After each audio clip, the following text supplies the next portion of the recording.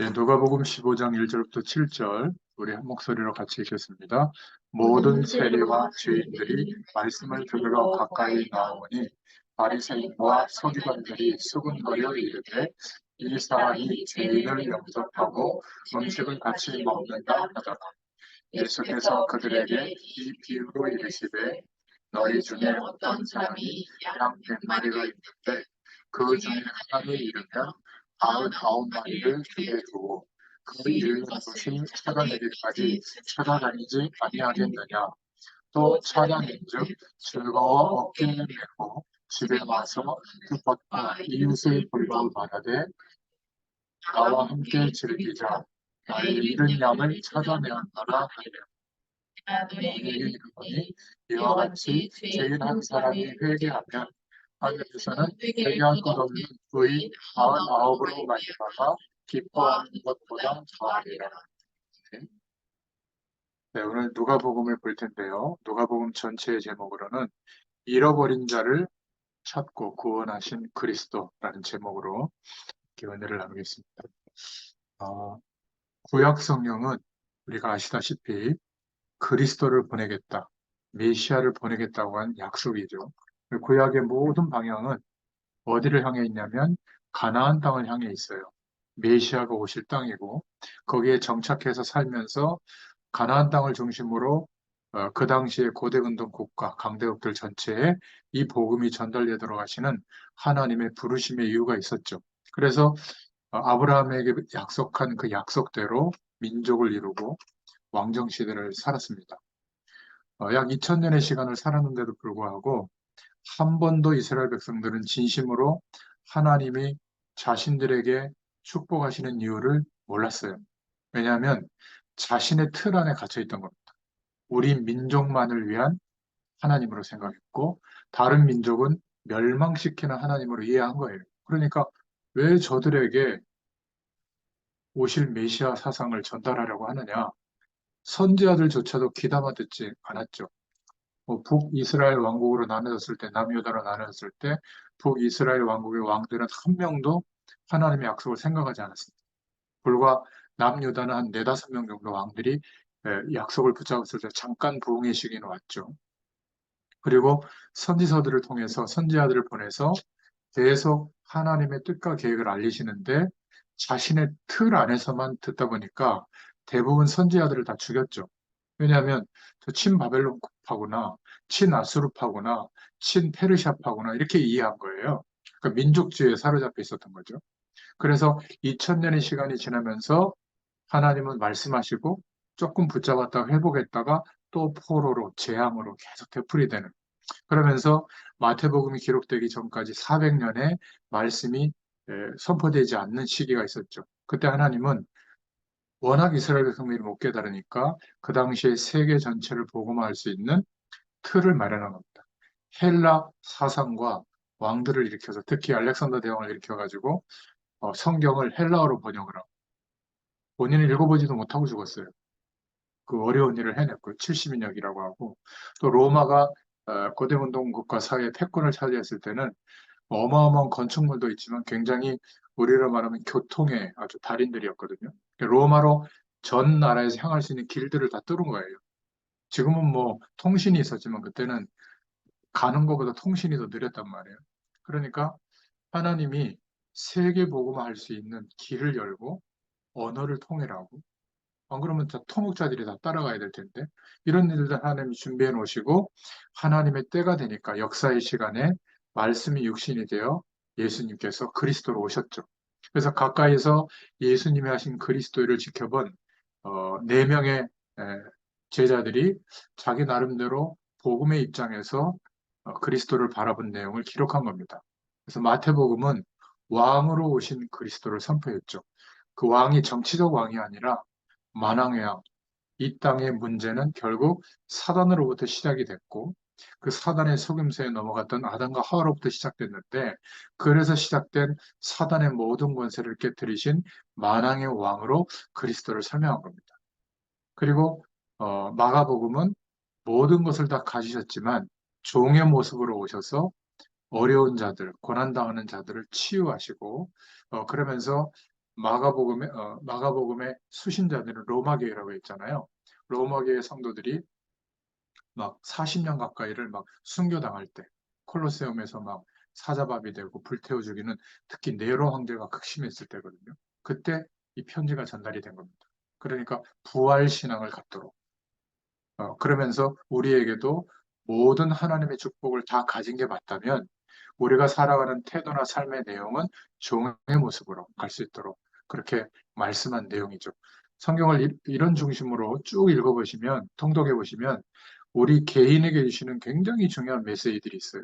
그 음성을 꼭 들을 수 있기를 바랍니다. 제가 이렇게 39주 동안 설명하고 또 앞으로 27주 동안, 이제 25주 동안 설명할 텐데 여전히 아멘 해놓고 말씀을 여러분들이 안 보면 믿음에 화합되지 않는다라고 표현하거든요. 히브리서에. 그럼 어떻게 되는 줄 아세요? 똑같아요. 그러면 어떤 결과가 오냐면 여전히 힘들 겁니다. 근데 어느 날 말씀을 그냥 묵상하고 그 속에서 성령께서 깨닫게 하시는 음성을 듣고 이게 별일 아니에요. 우리 삶에도 별일이 안 일어나요. 그런데 한 1년쯤 지나가 보잖아요. 이상하게 별 문제가 없어요. 문제가 없어서 문제가 없는 게 아니라 우리의 삶에는 많은 일들이 일어나는데 내 마음과 중심과 삶의 태도나 중심이 흐트러지지 않아요. 물론 어려울 때는 막 좀 절박해지기도 하는데 더 하나님의 은혜를 경험하는 기회가 되고요.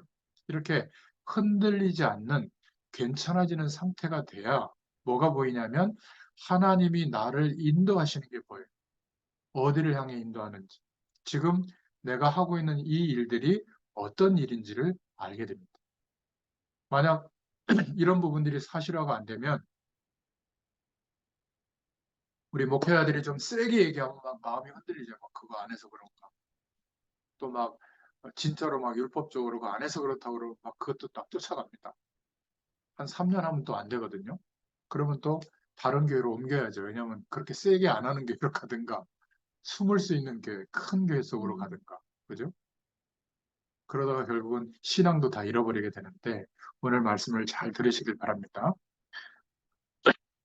오늘 누가복음은 예수님께서 사람의 몸을 입고 오셨다. 이 내용을 말씀하고 있습니다. 왜냐하면 잃어버린 영혼들을 찾고 구원하시기 위해서 오셨다는 거예요. 요한복음은 예수 그리스도는 사람의 몸을 입고 오셨지만 그분은 하나님이시라는 것을 강조하면서 그리스도의 사역을 말씀하고 있거든요.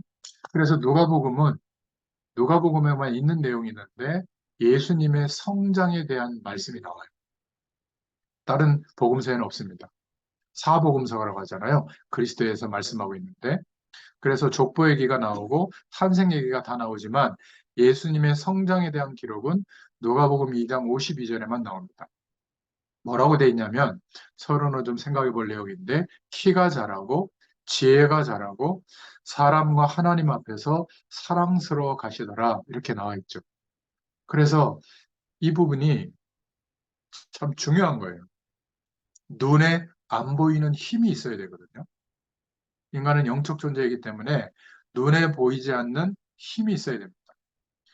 우리 후대들도 보면 뭐 여러 가지 세상적으로 또 공부나 전문성이나 이런 실력들이 있는데 견디지 못하고 힘들어하는 사람들이 많아요. 사회생활 속에서. 특히 사람들 관계 속에서. 배후에 역사하는 사단의 세력이 있기 때문에 그런데 그러니까 보이지 않는 힘이 없으면 아무리 많은 조건을 가져도 어떻게 사람이 저러지 싶을 정도로 좀 심각한 한계에 부딪힙니다.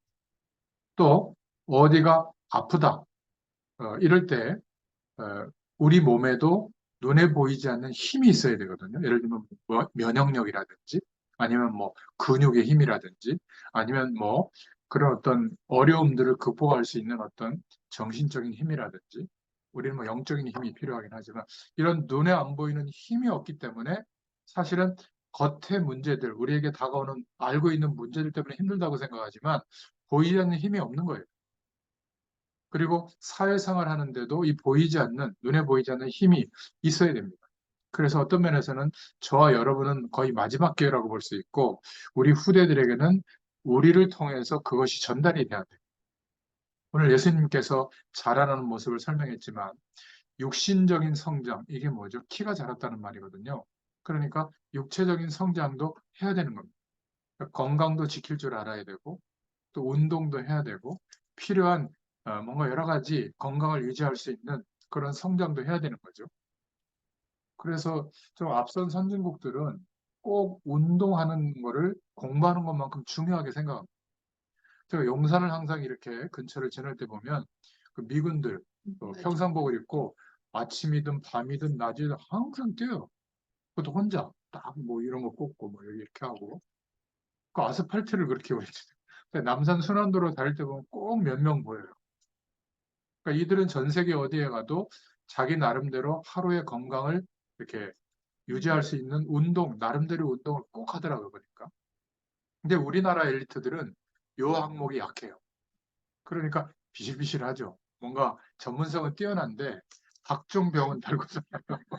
그 나중에는 진짜 체력을 요하는 거거든요. 전문성의 핵심은 끝은 체력으로 버텨서 어느 고비를 넘을 때까지 집중해야 되는데 이걸 못하는 거예요. 그런 것들을 많이 봅니다. 두 번째 생각해 볼 것은 지식적인 성장인데 지혜가 자라고 이렇게 얘기했죠.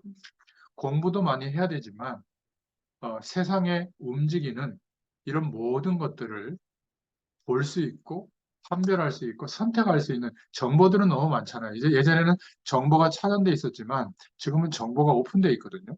그러니까 조금만 관심 가지면 정보는 많은데 찾을 수 있는데 문제는 이 정보가 다 달라요. 건강에 대한 한 가지 얘기만 있는 게 아니라 똑같은 얘기를 다 다르게 해요.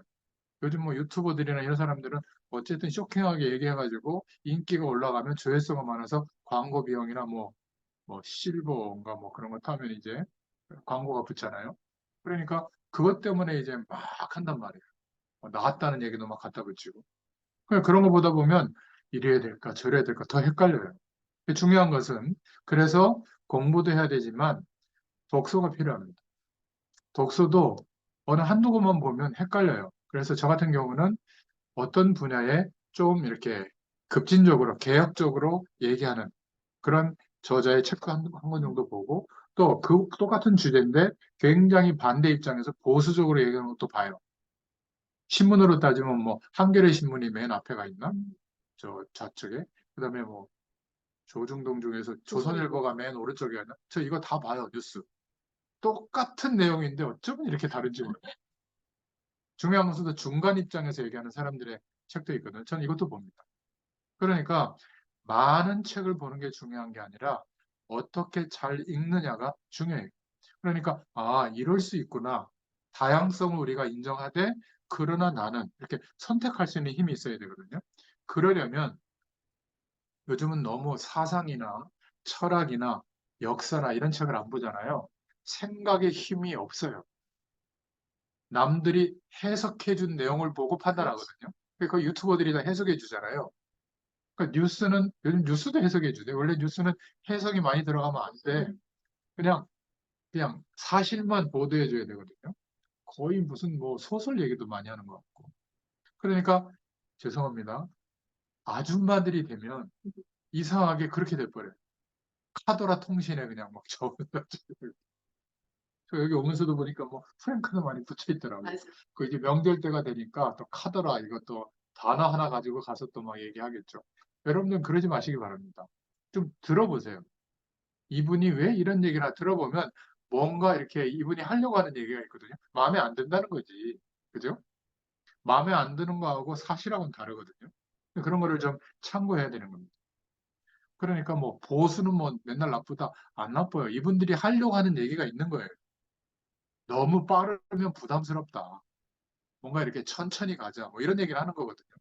또 이쪽에서는 그따구로 해가지고 언제 우리가 이 빛과 같은 속도의 시대에 따라가겠냐. 빨리 다 바꾸자는 거지.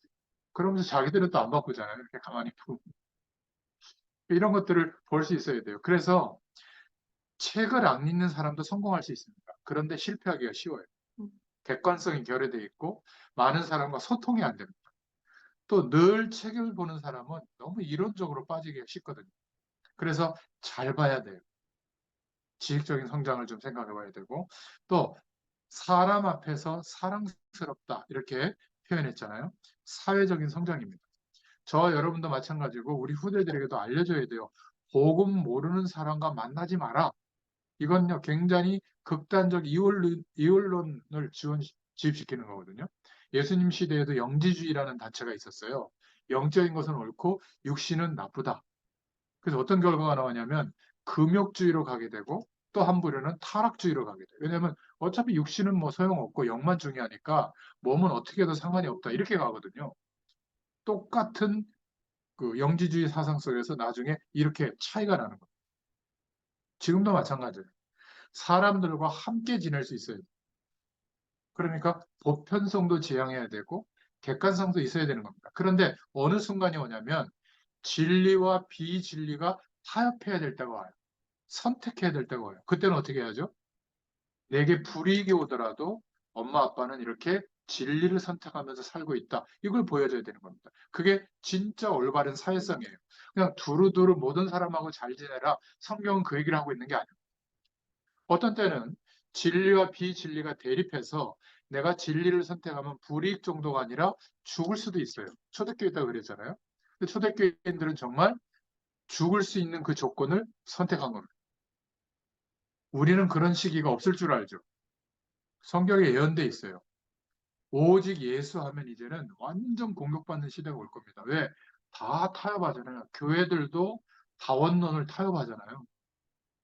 그리스도 밖에도 구원이 있습니까? 없죠. 어떻게 구원받습니까? 그런데 저 종교도 진리를 향해 가고 있는 하나의 길이다. 이렇게 인정하자 말도 안 되는 소리죠.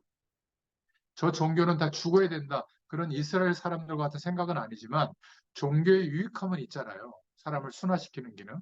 그러나 구원이 임할 수는 없는 거죠. 그런 사회적 성장에 대한 부분도 생각하셔야 되고. 그런데 이 앞에 세 가지가 다 있더라도 하나님 앞에서 영적 성장이 안 되면 완전히 한계가 옵니다.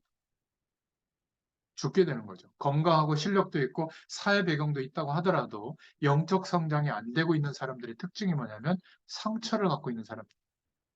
그러니까 이 상처가 복음의 말씀을 들으면서 아, 그렇게 어마어마한 게 아니었구나.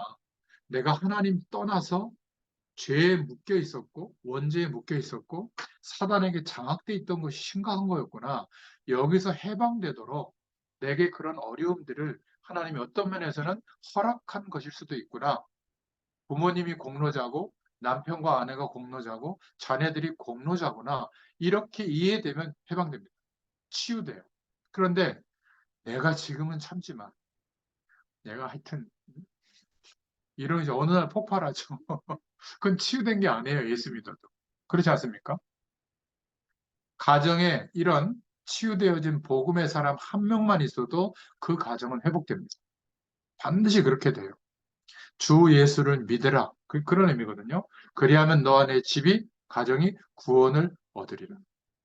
그래서 이 네 가지가 균형을 이루도록 우리도 그래야 되지만 다음 세대에게 알려주고 보여줘야 될 줄로 믿습니다.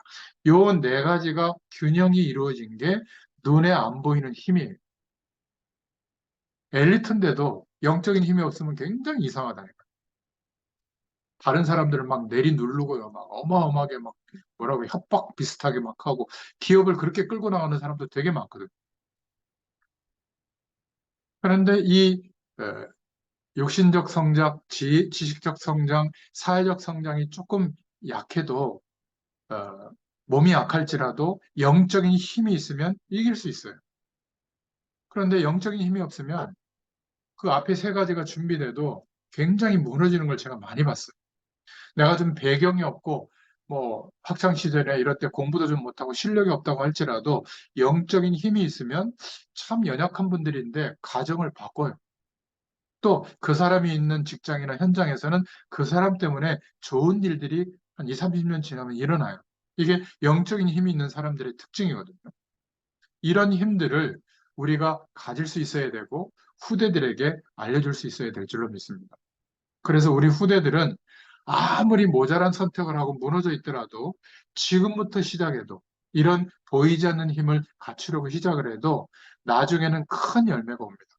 왜냐하면 이렇게 할 때 우리도 모르는 사이에 하나님 없는 다른 것으로 각인되어진 것이 뽑혀 나와요. 내가 뽑으려고 하지 않았는데. 그리고 하나님의 은혜와 힘으로 각인되기 시작합니다. 그러니까 없어지기 시작하는 거죠. 그 전 것들이. 근데 이 각인된 것들이 안 바뀌면 어쨌든 돈이고, 어쨌든 여성분들이 이뻐야 되고, 이상하게 뭐 날씬해야 되고, 왜 이렇게 피부는 또 하얀 거를 추구하는지 하얘야 되고, 신기하지 않습니까?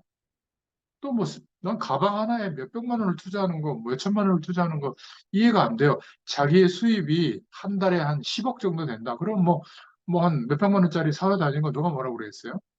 짝퉁을 사서라도 들고 다니고. 여러분 중에 그런 분이 있으면 미안합니다. 거기에 마음을 두고 사람들이 그걸 쳐다볼 때 부러워하는 그거를 느낀다는 것 자체가 얼마나 그 뭐라 그래요? 좀 부족한 삶이에요. 그죠? 나는 내가 생각할 때 나라는 존재가 귀하게 여겨져서 옷이나 물건이나 사회적 어떤 신분이나 이런 것 때문에 내가 귀하게 여기는 걸 바뀔 거잖아요. 내가 나를 볼 때 자괴감이 들고 열등감 느끼고 스트레스 받는다면 그거는 나에 대해서 내가 인정을 못하고 있는데 그런 사람일수록 바뀔 것으로 꾸미지 않습니까? 제 얘기는 꾸미지 말라는 게 아니에요. 가장 중요한 게 뭔가 각인된 게 바뀌어져야 되는 겁니다.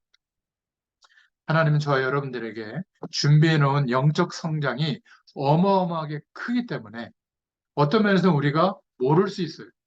그래서 당장 눈앞에 보이는 뭔가 이렇게 이룰 수 있는 조건과 그 내용을 가지고 막 노력한단 말이에요. 영적인 성장이라고 하는 것. 또 이 네 가지로 균형 잡힌 성장을 한다는 것은 보이지 않는 거예요. 그런데 어마어마한 힘이 여기에서 나오는 겁니다. 이렇게 하나님이 우리를 축복하신 거예요. 예수님도 이 속에서 자랐단 말이죠. 이런 배경을 두고 이제 잃어버린 영혼들, 그 영혼들을 생각하시는 그리스도의 마음이 누가복음을 읽을 때마다 통독할 때마다 읽혀지기를 축원드립니다. 그래서 비유에 대한 말씀들을 누가복음에 굉장히 많이 해요. 그냥 설명하면 못 알아들으니까. 그래서 먼저 영원 사랑에 대한 예수님의 비유가 누가복음 15장 1절부터 7절에 나오는데 어, 복음을 전하는데 계속 예수님을 어렵게 만든 겁니다.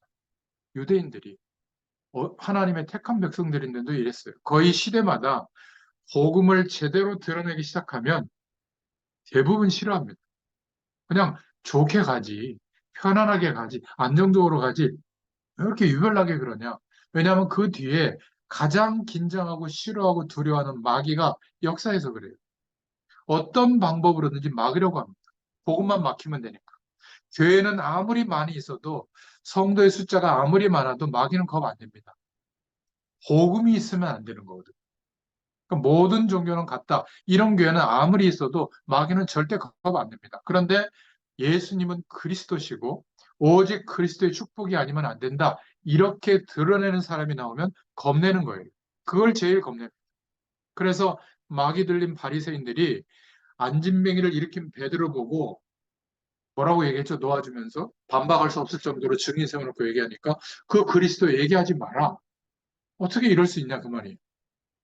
그때 베드로가 뭐라고 얘기했죠? 사도행전 4장 12절에 천하의 구원을 얻을 만한 다른 이름을 우리에게 주신 적이 없다. 아니 계집애 하나가 얘기해도 도망갔던 베드로가 이렇게 바뀌어 있어요. 사단은 이거를 겁내는 겁니다. 그리스도. 이것 말고는 겁낼 게 없어요. 그러니까 예수님을 누가복음에 보면 따라다니면서 계속 비난합니다. 특히 바리새인들. 하나님의 뜻대로 살기로 작정한 사람들이거든요. 행위로도 완전성을 추구하는 사람들인데 따라다니면서 예수님을 계속 비난해요. 결국 예수님을 십자가에 처형한 그들이 계속해서 비난한 내용들을 얘기하는 거죠. 그래서 예수님은 잃어버린 양을 찾아 나선 목자의 마음에 비유해서 그리스도의 일을 누가복음에 말씀하고 있는 겁니다. 첫 번째 비난이 뭐였냐면 어째서 저 선생이라 하는 자는 우리들이 말하는 죄인들과 같이 노느냐.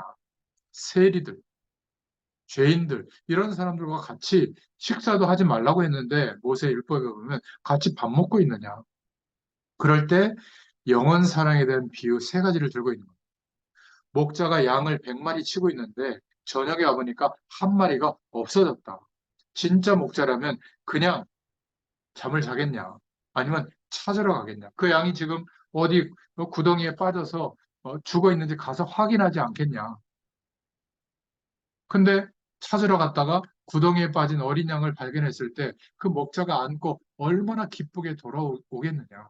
이렇게 비유를 설명했거든요. 그러면서 마지막에 15장 6절부터 7절에 죄인 한 사람이 회개하면 천국에서 잔치를 벌이신다. 이렇게 말씀하신 거예요. 또 두 번째 비유를 누가복음 15장 8절부터 20절에 드라크마를 잃어버린 신부의 마음에 비유했거든요. 아가씨가 결혼 선물로 목걸이를 받았는데 드라크마 그 보석이 10개가 박혀 있었어요. 근데 뭐 말강량이었든지 막 돌아다니다가 그 보석 한 개가 빠진 겁니다. 자, 이때 찾겠냐, 안 찾겠냐? 없어지면 어떻게 돼요? 결혼식 날에 그 해야 되는데 그 증표를 준 건데 한 개가 빠진 거예요. 애타게 등불을 켜고 어느 구석에 있는지 찾겠냐, 안 찾겠냐? 드라크마를 찾으면 어떻게 하겠냐? 친구들과 이웃을 불러 모아서 나와 함께 즐기자고 할 거 아니겠냐? 이와 같이 죄인 한 사람이 회개하면 하나님의 사자들 앞에 기쁨이 된다. 이렇게 말씀하고 있는 겁니다. 또 주로 이제 누가복음 15장 11절부터 19절을 잘 알고 있죠. 아들을 잃어버린 아버지, 마음의 비유에서 탕자 비유를 설명하잖아요. 집으로 돌아온 재산을 갖고 갔다가 탕진한 그 아들을 보고 즐거워하면서 잔치를 벌입니다. 이때 초점이 어디에 맞춰 있죠? 성경은 15장 26절부터 32절에 맞춰져 있죠. 밭에서 돌아온 맏아들이 그 잔치하는 것을 보고 어떻게 했다고요? 분개한 겁니다. 아버지와는 마음이 다른 거예요. 이게 누구죠? 유대인들을 지금 얘기하고 있는 거예요. 죄인들을 잃어버린 드라크마와 잃어버린 양과 죽다가 돌아온 탕자와 같다. 죄인들이. 여러분, 그래서 필요하다면 여러분 아침에 눈을 딱 떴을 때 여러분 자신에게 한번 말씀으로 묵상하면서 포럼해 보세요. 인생이 완전히 달라집니다. 말씀을 계속 이렇게 말씀동 속에서 말씀을 듣고 있는 사람들은요, 이것만 했는데 완전히 달라져요. 그렇게 되면 어떤 결과가 오냐면 내가 신앙생활을 열심히 하는 게 아니라 오히려 하나님의 말씀이 나를 끌고 가세요. 이제 이런 것들을 이제 보게 될 겁니다. 그러면 내가 뭐 해야지, 어떻게 해야지, 성공, 실패 이렇게 따질 이유가 없어지는 겁니다. 왜냐하면 우리의 매일매일의 삶이 하나님이 성취하시는 그 말씀 속에 있게 돼요. 이 포럼을 스스로 묵상하면서 해보세요. 그리고 좀 복음적인 대화가 되는 사람들하고 만나서는 그런 포럼들을 해보십시오. 더 상승이 됩니다. 아침마다 그 포럼을 올리는 거죠. 묵상한 내용을. 여러분이 진짜 한번 돌이켜보세요. 예수 믿은 지 얼마가 되시는지 모르겠는데 내가 불신자를 전도해서 그 사람이 예수 믿고 복음의 사람 또 다른 사람을 전도할 수 있는 제자가 된 사람이 몇 명인지 한번 확인해 보세요. 3명만 있다면 제가 약속합니다. 아마 여러분들은 하나님의 어마어마한 축복 속에 있을 거예요. 그냥 기존 교인들이 오고 가는 이런 거는 좀 되는데 불신자가 전도가 돼서 구원을 받고 제자로 세워진 경우는 거의 없을 겁니다. 이게 무슨 말이냐면 실제로 우리의 인생이 하나님이 가장 원하시는 것과는 거리가 좀 먼 상태로 살고 있는 게 아닌가. 이게 진단이 될 거예요. 쉽게 말하면 하나님이 가장 축복하시는 것과는 거리가 멀진 않는가. 특히 명절에는 가족들이나 친척들 이렇게 만나게 될 텐데 인생들이 보일 겁니다. 이렇게 보면서 막 논쟁을 하거나 대립할 필요 없이 하나님 이렇게 보세요. 그러면 내가 어떤 중심으로 이 가족과 가문을 위해서 기도해야 되겠구나. 이런 것들을 아마 알게 될 겁니다. 기억하셔야 돼요. 내가 있는 학교에, 내가 있는 직장에, 산업 현장에, 전문 분야에 우리의 삶 속에 들어갔을 때 하나님은 거기에 한 사람이라도 예비해 놓으신 제자의 가능성 있는 사람이 있어요. 그래서 우리가 아직 살아있는 겁니다. 그리고 무인도에 두지 않고 뭔가 사회 속에서 만남 속에서 살고 있는 이유는 그 만남들 속에 있다는 거예요. 이거를 염두에 두고 처음부터 인도받으시면 시작부터 달라집니다. 만약에 여러분에게 이런 중심이 없다면 그것은 아름다운 인생이 아니에요. 하나님이 볼 때. 어떤 면에서는 실패한 인생이라고 누가복음은 말하고 있는 겁니다. 자, 두 번째, 또 비유의 말씀이 있는데 부자와 나사로의 비유가 나옵니다. 누가복음 16장 19절부터 31절에 나오는데요. 이것은 굉장히 돈을 사랑하는 바리새인들에게 예수님이 비유를 든 거예요. 누가복음 16장 14절에 그렇게 나와 있거든요. 부자와 나사로의 비유입니다. 예수님이 말할 때 바리새인들이 막 비웃었어요. 그런데 예수님께서 부자 나사로 비유로 든 것은 나사로를 이 사람은 가난했는데 고생했지만 천국에 갔다. 그걸 말하려는 게 아니에요. 그렇게 해석하는 사람들도 있거든요. 잘못된 겁니다. 부자로 잘 살았기 때문에 지옥 갔다. 그건 말도 안 되는 소리예요. 비록 이 사람은 부자였지만 하나님을 몰랐다. 안 믿었다는 것이다. 자, 그렇다면 이 사람은 비록 가난한 사람이었지만 하나님을 믿었다. 무슨 말이에요? 내가 가난하더라도 하나님을 믿어라. 그 말이 아니에요. 예수님은 뭘 얘기하냐면 누가 더 낫냐는 거예요. 예수님의 질문의 핵심은 누가 더 낫냐? 잠깐 잘 먹고 잘 살다가 영원히 고난당하는 이 사람이 낫냐? 하나님 나라에서 영원히 누리는 이 사람이 낫냐? 예수님의 질문의 핵심은 그거예요. 항상 우리에게도 질문하시고 있는 겁니다. 그것을 왜 하느냐? 영원한 하나님의 축복 가진 너희가 그것을 왜 고민하느냐? 왜 그렇게 하려고 하느냐? 이 질문을 해봐야죠. 그럼 명확해집니다. 별로 필요 없는 거네. 아, 이거는 필요 없다고 생각했는데 너무 중요한 거네. 그게 분별이 되는 겁니다. 영원한 하나님의 축복이 없다면 똑같은 거죠. 그래서 그렇게 말씀을 따라 살려고 했던 바리새인들이 가장 사랑했던 게 돈이었거든요. 그거를 예수님이 말씀하고 있는 겁니다. 그러니까 내가 돈을 가지고 좋아해서 잠깐 가지고 있는 게 나으냐, 하나님의 구원의 축복을 누리는 것이 나으냐, 이걸 말씀하고 있는 겁니다. 누가복음 16장 27절부터 31절에 보면 죽은 부자의 소원은 지옥에 가 있잖아요. 그 예화를 들으셨잖아요. 비유로. 자기처럼 형제들이 고통받는 이곳에 영원한 고통 속에 오지 않는 것이 소원이다. 이렇게 말하고 있지 않습니까? 그래서 기억할 것은 누가복음을 통해서 말씀하고 있죠. 영원한 것이 있다. 이 땅에서의 성공과 고통 둘 다 잠시다. 우리는 그것이 굉장히 긴 것처럼 생각하지만 잠시예요. 하나님을 떠나게 되면 이제 육신의 생명이 끝나면 영원한 고통이 기다리고 있다는 겁니다. 그리고 예수 그리스도 안에서 하나님을 만나는 축복을 누리면 영원한 행복이 있다. 제가 지금 말씀드린 영원한 행복, 임마누엘, 하나님이 우리와 함께 하신다, 생명의 축복. 제가 이런 단어를 말할 때 여러분들의 마음속에 맞아요. 저는 그거를 지금 경험하고 있어요. 이게 동의가 안 되고, 뭐 있겠지. 근데 역시 나는 돈이 필요해. 역시 나는 우리 아이가 잘 되는 걸 필요해. 뭔가 좀 사람들에게 우월하게 높임받을 만한 그런 사회적 이치가 높아지는 걸 원해. 이렇게 마음속으로 생각하고 있다면 미안하지만 말씀이 아직 내 심령 안에 안 담겨 있는 거예요. 그런 사람들은 말씀을 좀 묵상해 볼 필요가 있어요. 매일 아침마다. 꼭 도전해 보시기 바랍니다. 세 번째 또 비유의 말씀이 나오는데 누가복음 18장 9절부터 14절에 바리새인과 세리에 대해서 비교를 하고 있는 겁니다. 바리새인들이 굉장히 좋은 질문을 했거든요. 하나님의 나라가 어느 때에 임합니까? 이럴 때 예수님이 이 비유로 대답한 겁니다.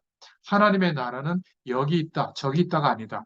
내 마음에 이미 나로부터 시작됐다. 그러면서 기도에 대해서 비유를 세 가지를 들었어요.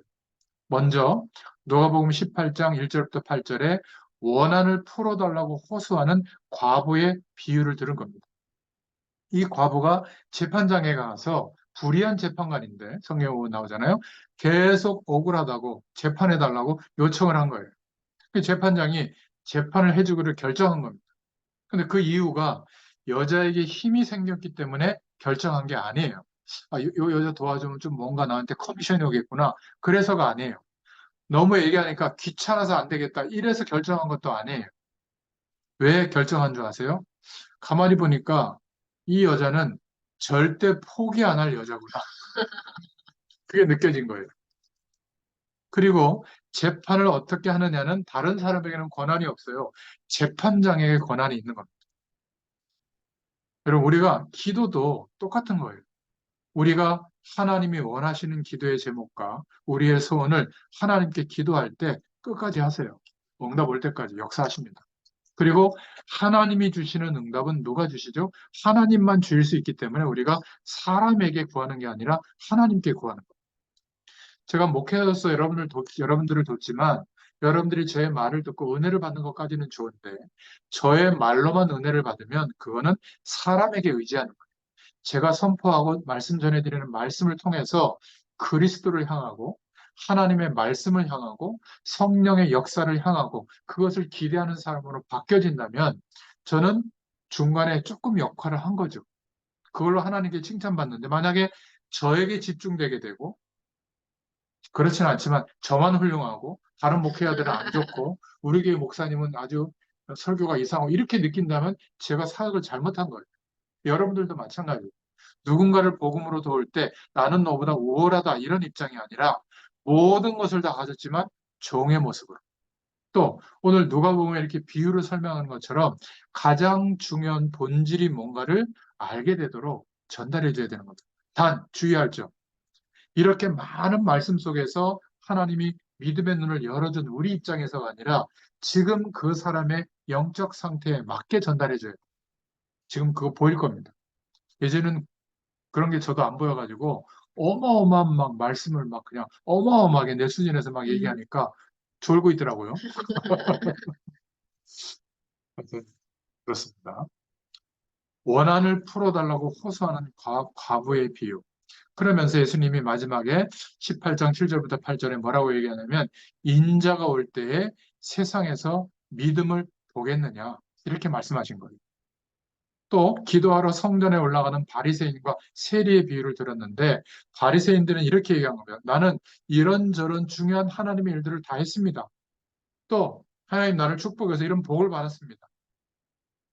이러니까 예수님께서 그 바리새인들을 들어서 너희들이 이렇게 대단한데 그 기도를 하나님이 들으실까 모르겠다 이러면서요. 눈물로 회개하는 기도를 들으시겠냐. 하나님은 세리의 기도를 듣는다. 이렇게 말씀하신 거예요. 세리는 뭘 했냐면 통회하고 자복한 겁니다. 18장 13절 14절에 나오죠. 바리새인은 내가 의롭다는 거예요. 그러면서 그 의로운 기준을 가지고 남을 멸시했죠. 18장 9절에. 또 자기의 행위와 노력 때문에 하나님의 복을 받은 것처럼 자기의 의를 고백한 겁니다. 18장 10절부터 12절. 그래서 예수님이 마지막에 무릇 자기를 높이는 자는 낮아지고 자기를 낮추는 자는 높아지리라. 이것도 사실은 윤리적인 얘기를 한 게 아니에요. 하나님의 영원한 축복을 가진 자는 이럴 수밖에 없다. 우리의 공로로 된 게 아니니까. 또 세 번째로 어린 아이 예화를 들어주셨죠. 아이들이 막 오니까 아이들을 제 아들이 막 쫓아내거든요. 애들은 가, 막 이렇게 했죠. 그때 예수님이 어린아이와 같이 되지 아니하면 하나님의 나라에 갈 수가 없다. 노아복음 18장 15절, 17절에 말씀하시는 겁니다. 이것도 기도에 대한 얘기예요. 어린아이와 같은 믿음이 천국에 합당하다. 그 말이에요. 18장 17절에 보니까. 하나님 나라를 어린아이와 같이 받아들이지 않는 자는 결단코 거기에 들어가지 못하리라. 그래서 지식인들, 엘리트들이 한계가 뭐냐면 내가 알고 있는 지식과 인생의 경험에 비춰서 해석이 돼야 믿어요. 얼마나 시간이 오래 걸리겠어요. 해석이 안 되는구나 깨달을 때가 언제겠어요. 죽을 때 해석이 안 된다는 거 알지 않아요? 하나님의 말씀은 해석이 안 돼요. 하나님이 주시는 믿음을 구해야 돼요. 은혜를 구해야 돼요. 믿어지는 것도 하나님의 은혜 속에서 되는 거거든요. 그러니까 믿음 안에서 보면 전부 사실이 돼요. 참 이게 어려워요. 그래서 말씀 운동을 지속할 필요가 있는 것 같아요. 뭐 지식적인 성장도 예수님이 얘기했기 때문에. 어린아이와 같은 믿음이 천국에 합당하다. 이 말은 무조건 연령 수준이 낮아야 된다. 그 말이 아니라 어린아이처럼 순수하게 믿으라는 거죠. 믿고 받아들이는 자. 이 사람을 찾으신다는 거죠. 기도가 이런 것이다. 그래서 어, 이런 것들을 좀 포럼해 보시면 좋겠습니다. 우리 자신에게. 기도를 어떻게 내가 하고 있는가?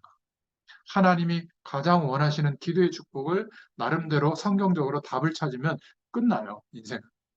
후대들은 어떻게 기도를 하고 있는가? 이거를 좀 대화해 보면 좋겠어요. 얘기도 들어보고, 그러면서 저와 여러분의 것으로 나의 기도로 정돈할 수 있으면 가장 좋습니다. 몸이 안 좋은 사람들은 거기에 따라서 기도도 달라지겠죠. 그걸 정하는 겁니다. 또 내가 한국에 있지 않고 해외에 가 있다. 이러면 기도가 또 달라지게 돼요. 기도에 대해서 찾기를 바랍니다. 저는 다른 사람은 모르겠고 하나님 앞에서 정말 내가 만나는 많은 사람들 중에 가장 하나님을 많이 바라보는 기도의 사람이 돼야 되겠다. 저는 이렇게 마음 먹었어요. 그래서 다른 사람은 안 할지라도 저는 아침마다 묵상하고 그 깨닫게 하시는 말씀을 기록해서 또 생각해보고 그거를 포럼하고 있거든요. 계속해 보니까 이게 영적인 습관처럼 딱 자리 잡아요. 여러분도 도전해 보시기 바랍니다. 나는 대통령은 될 수 없어도 영적 서밋은 될 수 있는 겁니다. 그걸 저는 확신했어요. 여러분들이 막 재벌처럼 어마어마한 경제적 부를 이루어서 전 세계를 살릴 수 없지만 영적 서밋은 될 수 있어요. 그게 하나님이 구원받은 자에게 주신 축복인 줄로 믿습니다. 마지막에 네 번째로 포도원 농부 비유가 나오는데요. 누가복음 20장 9절부터 18절에 나옵니다. 예수님께서 성전에 가셔서 장사하는 사람들을 쫓아내고 책망하셨죠. 이방인의 뜰에서. 하나님이 주신 설계도대로 성전이 지어졌는데 이방인의 뜰이 있어요. 이방인들이 와서 구원 얻을 수 있는 기회가 제공되는 뜰인데 거기에서 성전 세계 돈을 주저해가지고 하나님은 일반 돈 안 받는다. 그래가지고는 고리대 이렇게 세금도 이렇게 그걸로 꽉 차 있었던 겁니다. 또 살아있는 재물, 희생재물 안 갖고 온 그런 사람들에게 비둘기라도 막 사고 파는 막 그런 걸로 가득 차 있는 하나님의 가장 이방인을 향한 관심이 이루어지는 뜰, 성전인데 그게 완전히 이상해져 버렸잖아요. 거기에서 쫓아내고 책망하면서 그때 농부 비유를 든 거예요. 포도원 농부 비유. 농부들이 뭐 주인이 농부들에게 그 포도원을 맡기고 멀리 출타했는데 주인이 데리고 있던 종을 보냈는데 그 종을 막 때리는 겁니다. 농부들이. 그리고 또 보냈는데 막 또 때려요. 나중에는 포도원 주인이 아들을 보낸 겁니다.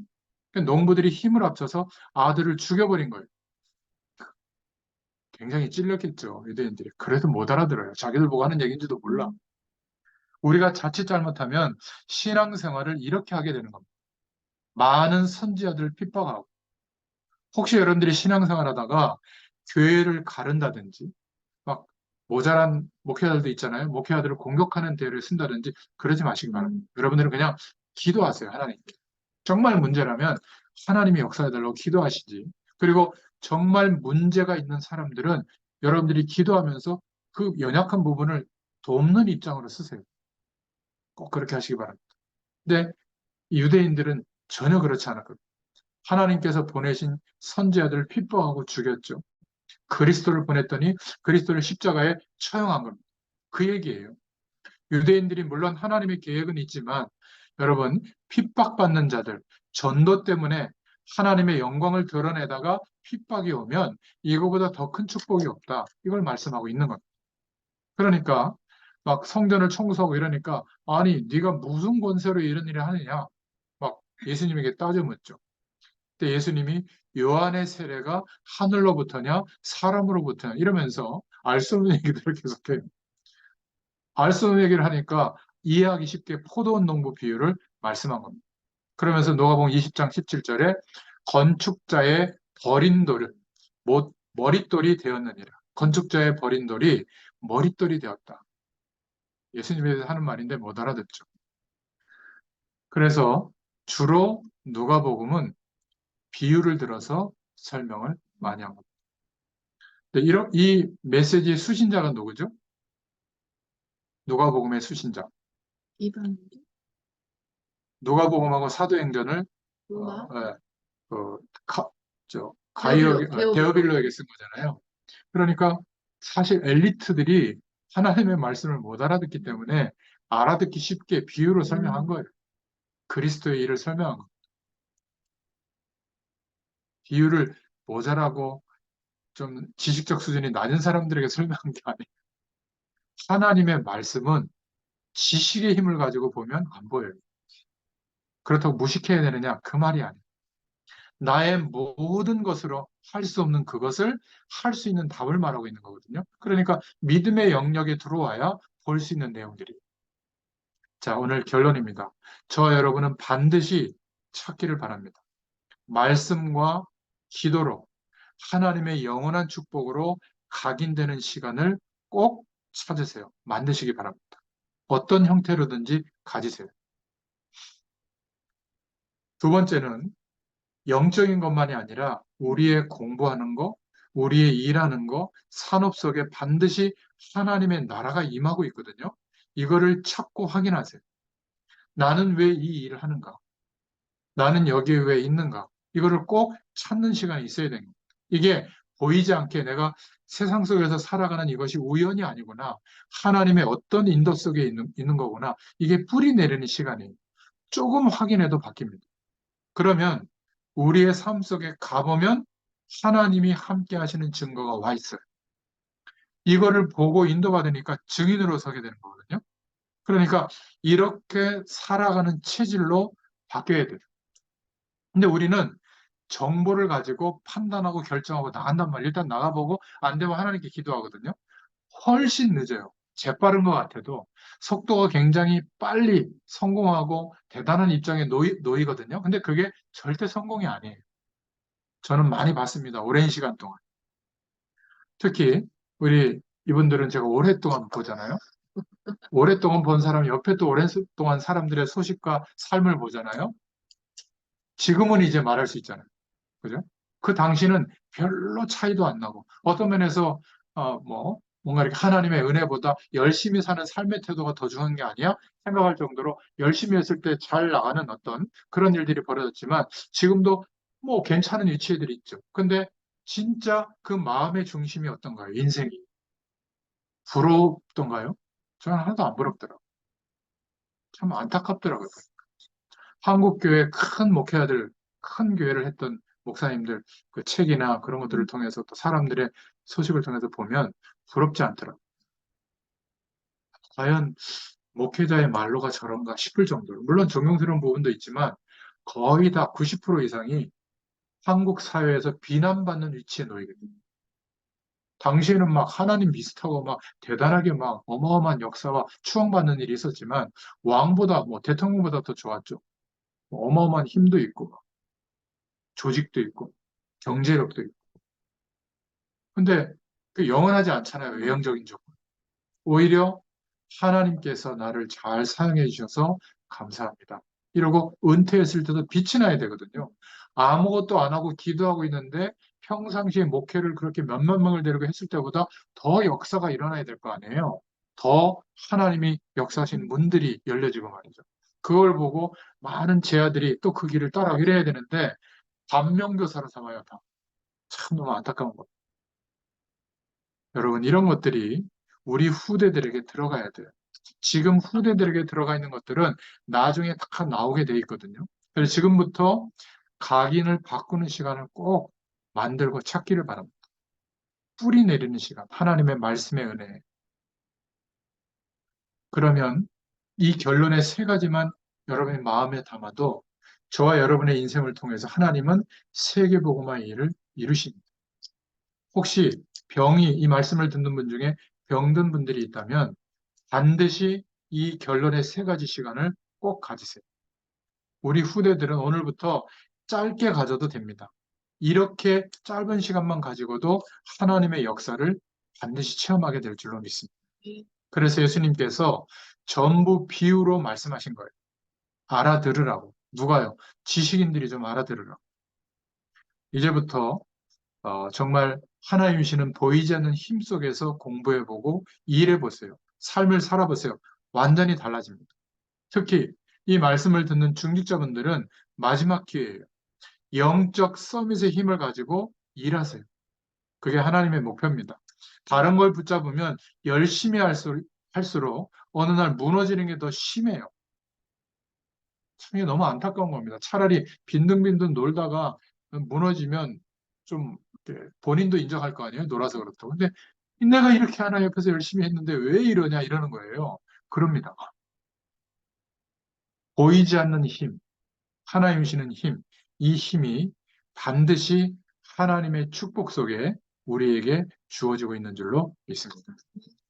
응답 못 받고 거짓말로 신앙생활하는 거 그게 힘들어요. 멍하게 사는 것보다 이 기도의 힘을 가지고 사는 게 훨씬 쉽습니다. 우리 후대들도 멍하게 게임이나 하고 시간 다 보내는데 그게 어려워요. 저와 여러분의 일, 공부, 모든 현장에 하나님의 나라가 임하게 되어 있다. 우리를 증인으로 세우신다 그 말이에요. 얼마나 쉽습니까? 증인으로 서게 되면 말을 잘 못해도 돼요. 왜죠? 내가 가지고 있는 것을 말하기 때문에, 본 것을 말하기 때문에 쉬운 거예요. 그게 증인입니다.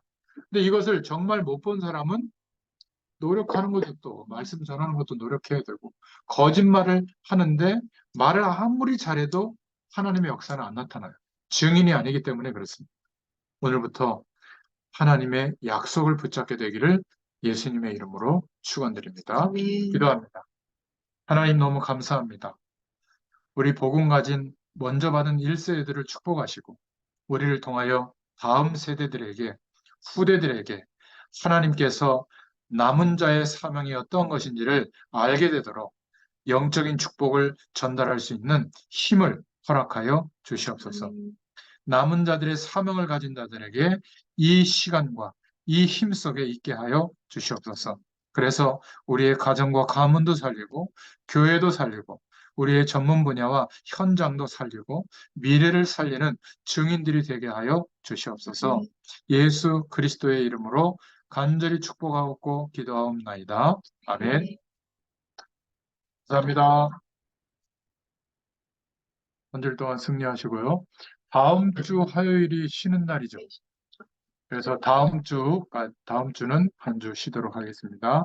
자, 가정과 가문을 위해서 기도하시는 또 한 주간 되시기 바랍니다. 감사합니다, 이사님. 감사합니다. 네.